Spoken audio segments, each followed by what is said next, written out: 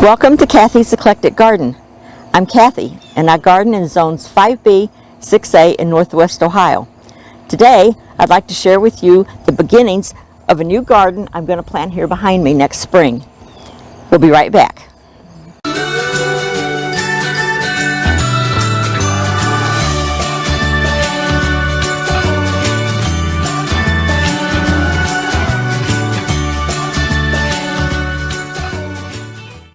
So today I'm going to show you how I'm going to lay out my garden for next spring. I'm starting it this year so the ground will be ready so I can just early in the spring start putting plants in. So I'm going to channel my inner jack barn well and paint out the area that I'm going to use as my garden. So I'm going to start here right behind my foot,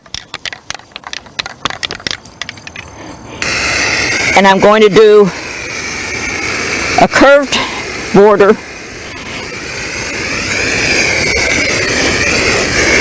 and I'm going to come all the way up. It's going to be about 18 foot long and then curve back over towards my arbor. So this is the basic layout of the garden area that I'm going to have. If you can see down behind me, there's two lines. My husband reminded me that I didn't go far enough down, so I went back and redid that a little bit. But what I will be doing first is preparing this area for planting next year. Now there's several ways you can do that. Some people will come in and just dig the sod out and then put compost down or garden soil or whatever they prefer. I don't like to dig sod, so I'm not going to do that route. You can put newspaper down and wet it down and cover it with compost or mulch, and that works pretty good. That's what we did in the rain garden over here back behind me on my left. But what I'm going to do is put cardboard down. I'm going to put it right down over the grass. I might come in with my weed whacker and try to get this grass cut back as much as possible with the weed whacker, but then I'm going to put cardboard down, and I will put cardboard through this whole area. And I will take the edging bricks that I'm going to use for the outside border and put those on top of the cardboard to hold the cardboard down, and I'll leave that there all winter. And what that will do is smother out the grass and the weeds, and next spring, if the cardboard hasn't completely decomposed, which up here it usually doesn't, depends on how wet our winters are, I will pull up the remaining cardboard and get my cultivator out and cultivate this whole area and then put some good compost down. Now I like to use Land and Sea or Coast of Maine compost, but it'll depend on what I can get my hands on and what's available at the time. And I'll put some good compost down and work that into the soil, and then it'll be ready to plant. I've already started thinking about what I want to put in this garden. It's going to be, I like to plant natives as much as possible. A lot of times I end up planting cultivars or nativars, which are hybrid plants that have been bred from the native plant. But as much as possible, I put actual native plants in my garden. What I'm thinking about, I've kind of sketched something out on my tablet. You can't see it, I'm sure, through the camera, but my husband will post the video or a picture of it up here somewhere, and he says it looks like hieroglyphics, and he has no clue what it is, but I know what it is, and that's what matters because I'm the one that's going to be doing the planting. I will also be, after I decide for sure what I want to plant, I will be putting it into my computer program that I have that lays out my garden. And when I get that done, I'll be posting that on my Facebook page and my Instagram page, and you can find the links to those in the description underneath this video.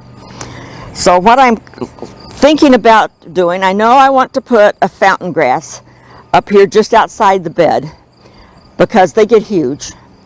But we like to plant those in front of areas that are going to be hit by the wind. And the whole north side of my yard, from the street all the way to the alley, is what we call wind alley. We get our winds from the north, or from the west. The west is that way, this is north, and that's where the winds come from. They come right down through here. So we try to plant something that can kind of be a break for the wind on the plants that are in the garden area. So we try to plant something sturdy at the top of the bed. So a lot of times we use purple fountain grass. So that's what's going to be going up at the top of the garden.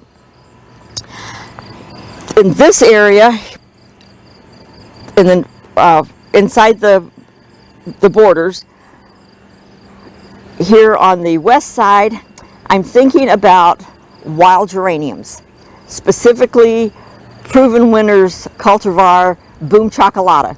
I've got that back in my back garden behind the fence, and it's a really pretty plant. It's got dark foliage and pretty purpley blue flowers in the spring and the early summer.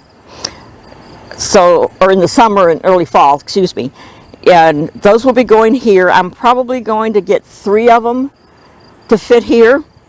They get 3 to 4 feet tall and wide when they're full grown, and it'll probably be 2 to 3 years before they get that full. So I will be planting some annual wildflowers around with them to kind of fill in the empty spots the first couple of years, and then we'll see how it goes from there. So that will fill up this area here at the top, at the west end of the garden.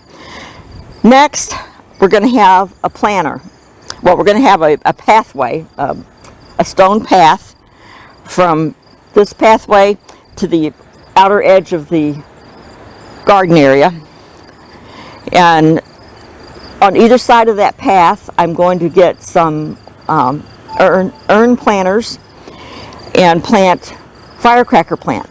Now that is not a native, it's not a perennial, it is an annual. And I want to plant those because the hummingbirds love the firecracker plants. I've got them in other areas of my yard, and that always seems to be the one plant that they go to frequently. So I'm going to have 2 firecracker plants, one on either side. Below those, I'm going to plant wee white hydrangeas. These are Proven Winners hydrangeas. I believe they're arborescents, so they're somewhat of a native because arborescents, hydrangeas are native to this area. But they only get 1 to 2 feet tall. So I'm going to have 2 of those, one on either side of the urn, on both sides. That will take care of the west side of this garden. Now on the east end of this garden, of course, we'll have the 2 wee white hydrangeas, and I haven't decided yet what I'm going to put here. I'm thinking maybe Proven Winners Purple Profusion Salvia, or Pink Profusion Salvia, excuse me, but I'm not sure yet. I haven't really decided. I'm thinking I might want to get something that blooms a little earlier in the summer, so we've got some early spring and summer interest in this garden. But that's what I'm thinking right now. And there would probably be 2 or 3 of, if that's what I go with, 2 or 3 of those. But that will be the main. I will have 1 main plant in this area here. And then on the end will be a native fountain grass, prairie dropseed native grass that will be here on the end. And we've got that. I wanted to put that at this end because the birds like prairie dropseed. And if you can see this black post here, that's my bird feeding station. And a couple of years ago, my granddaughter was in FFA and she needed a summer project. So she came and helped me build this bird feeding station for her FFA project that year. So this is pretty much all that's going to be going in here. I will be filling in with annuals in the places that are empty. And I may even end up planting some annuals here the first year until I decide for sure what's going in here. But as this project progresses, I will either be making more videos when I'm planning it, or putting pictures on my Facebook and my Instagram page, so you guys can follow along with the progress of this garden next spring when we get into full gardening mode again. Thank you for watching. I hope you enjoyed this video, and we'll see you next time. Thank you for watching my video. I hope you enjoyed it. Join us again for the next one. Bye.